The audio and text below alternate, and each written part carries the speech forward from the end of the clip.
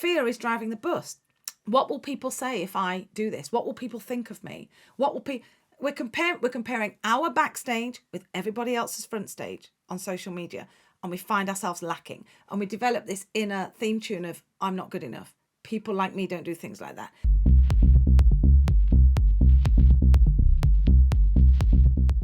You mentioned the 5 teachers, those everyday heroes who basically change, as you said, have completely changed your life and a different career trajectory where you're now in a position where you can help others. And what I took away, or what hit me the most, was they weren't doing anything that they necessarily saw as heroic. They were just showing up. So my question, Jaz, is if someone's watching this, I'm watching this, how can I be an everyday hero? If I don't have the confidence or the bravery, where does somebody start? Because it's not about grand, huge gestures, is it?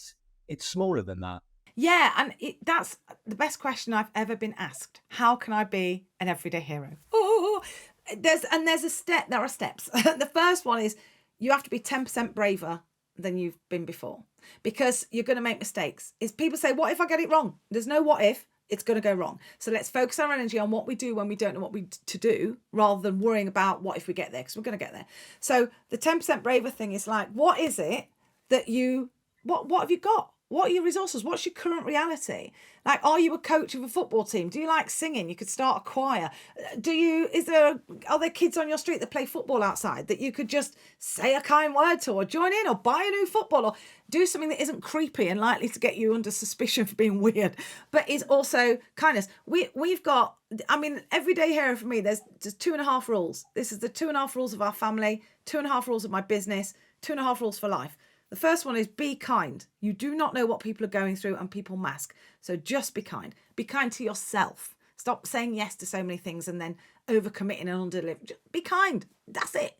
Rule number 2, don't be a dick. And I know that it's like, don't make it worse. If you can't be kind to yourself, because so many people seem to unable to do that, don't make it worse. Don't add into a situation and hurl more stuff that people have got to work through for more pain. Don't inconvenience yourself to the point where you're not able to show up as yourself. Don't be a dick. And rule 2.5, if in doubt, refer to number 2, because people find it easier not to make things worse than to do something positive. So it's literally, how can I not make it worse? Here's what I do, little things. I spend a lot of time in airports. I travel a lot for speaking. I do this at gigs. I do it at train stations. I'll find someone whose hair I like, or whose cardigan I like, or who's got a nice bag. And as I walk past them, I'll go, oh, your bag's amazing. Makes you look great. And I walk off, because that's just like, bam, I'm just and people often go, but honestly, the look on people's faces when you're able to get them to engage with something that breaks their constant tirade of I'm not good enough, people like me don't do things like this. It's like sunshine through clouds, and that gives us a chink of possibility. So it's the tiniest of things. It's not huge. And start with your. Why do it then, Jaz? Why aren't more people being everyday heroes? Because is it fear of failure? Yeah, well, it's not just failure. It's self-preservation. So I'm living as if I've got nothing to lose and nothing to prove. That's how I live, and nothing to fear, and I'm living like that because I've been a fear fighter. I have this hero's journey, which I kind of outline the journey that I took. The hero's journey has got mostly men in it. The only women in it are mothers and whores, and I'm both of those and so much more. So I have the hero's journey. So fear fighting is the first bit, where you learn to fight the fear of what if. Mistake without an E, you learn to get it wrong and reframe. Like, the time between the mistake and being okay is shortened. Then a resilience ninja, where you learn to start bringing other people with you and showing up as yourself. Then a positive disruptor, where you actually encourage change, and then you become a hero, but this time you go around the journey again, but you take someone else with you. You're the guide, you're not the hero. So in this journey that I've done with so many people, it's in my Human First Academy. It's kind of, I have thousands of people going through this. The fear fighter is the most difficult one, and mistake artist. If you can do the first 2, you can do the others. But fear is driving the bus. What will people say if I do this? What will people think of me? We're comparing our backstage with everybody else's front stage on social media, and we find ourselves lacking, and we develop this inner theme tune of I'm not good enough. People like me don't do things like that.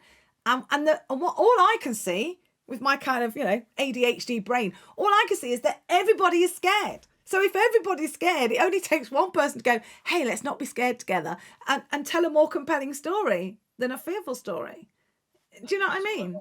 Absolutely. I think that's what really resonated with me with the 10% braver is that Yeah, it's not a call to arms to do something now. It's next time you're in a situation, just think, exactly. what would a 10% braver version of me do? You might not have to do it then, but it's almost introducing a It's just, moment's pause and yes. reflection Yeah. rather than having to do something. It's like, maybe not this time, but I'm thinking, how can I do something the next time an opportunity presents? Getting off Is that what you're getting automatic. at?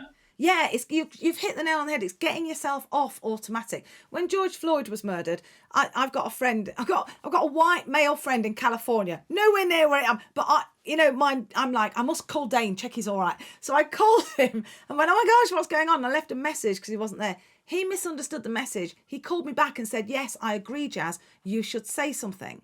And I was like, oh my God, are you mad? I'm not saying anything. I haven't got white privilege, but I've got white adjacent privilege and I'm hanging on to it. Thank you very much. I'm not going to rock the boat, have a chip on my shoulder and have a, oh, no. I'm often the only brown person in a room, the only woman at an event speaking, and people think I'm the coat check girl. I'm not going to start. So I'm like, no way. And then what I realised is that I've got a lot of friends who aren't brown who are also scared. They don't want to get accused of a hate crime or say the wrong thing or use the wrong term for a Muslim lady's headwear. So we're all scared. And I'm like, hold on. What if fear wasn't the defining factor? What if I said to someone, I'm going to gift you 30 minutes of my time, 30 minutes of my life for a courageous conversation where the only rules is there's no judgment. I won't judge you and I won't judge myself. I ask the same from you. We get together and we're just courageous. So we don't have difficult conversations. We have courageous conversations.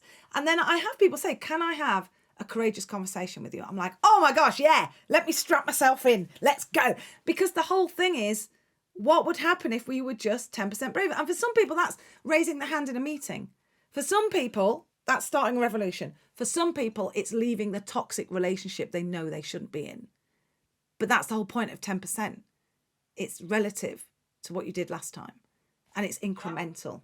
How, given your expertise, the conversations, the people you've had, the different walks of life that you've interacted with, how have we ended up in a place where fear seems to be the overriding automatic position that most of us are in? God, I mean, humans are cute, aren't they? I mean, we take in other species and treat them as if that they're our own species. We hang metal from our bodies and we make loud sounds when we find something amusing. I mean, humans are cute. And humans are driven by a need. Even the most introverted of us are driven by a need to connect. And the fear of the need to be part of a community and the fear of not being part of something or being ostracized, it comes from kind of being outside. Like one of my favorite stories is the village of Eyam during the plague. It was in Derbyshire. They got the plague and they cut themselves off. The fear of not being part of something is so strong and has been driven even more so by a media that isn't news, it's opinion, social media where it's everybody's opinion, magazines where if you're a woman and in the West, you got to be this size, you're too fat, you're too thin, you're too tall, you're too short, you're having too much sex, you're not having enough sex, you're too brown, you're too white. There's just all this, you're not enough. Because that is an easy way to get a rise out of people. It's an easy way to get connection. A harder way is to meet someone where they are and walk with them. That requires more effort. So the shortcut is you're not enough. Fear of missing out. Take our country back. Make you feel like that's a shortcut to getting people engaged. And so it's an easy, lazy way of doing it, but we're all susceptible to it. I'm susceptible to it. Boots brought out their anti-aging skincare range. I'm like, should I get that? I don't even wear makeup. I'm very anti. This is what I look like. If you don't like it, look at someone else. But I'm like, I should go and get the... Why? What is wrong? We're so embedded because I've got 50 odd years of being told, keep young and beautiful. It's your duty to be beautiful. And so it's buried in there. And I think until you start unpicking like knowing yourself in order to lead yourself, in order to lead others. That's kind of one of the central tenets of our company, Be Human First. Until you start unpicking yourself, we're all kind of just victims of our experiences and what we've heard and what people have said. And this happens a lot. I say in keynotes, I'll say, right, put your hand up if you're a success. And in America, everyone's on the table. Yes, ma'am. In the UK, it's like, go on, Maureen, you put your hand up. Even when it's true, and I can be in a room of educators, a room of CEOs, and there's 300 of them and 2 are standing up. And I'm like, what? Guys, you can't think of anything that you've succeeded in. I mean, what kind of stories are we telling ourselves? It's not bragging if it's true. So tell the truth. Tell the frigging truth. And that's something that, again, comes from the people who did that in my life were the people that showed me there was an alternative way of being to the theme tune of I'm not good enough, people like me don't do things like this. And it's, you can't be what you can't see. So you need that. We need that. We need that for ourselves. We need it for the people who are invested in us, and we need it for the people we meet.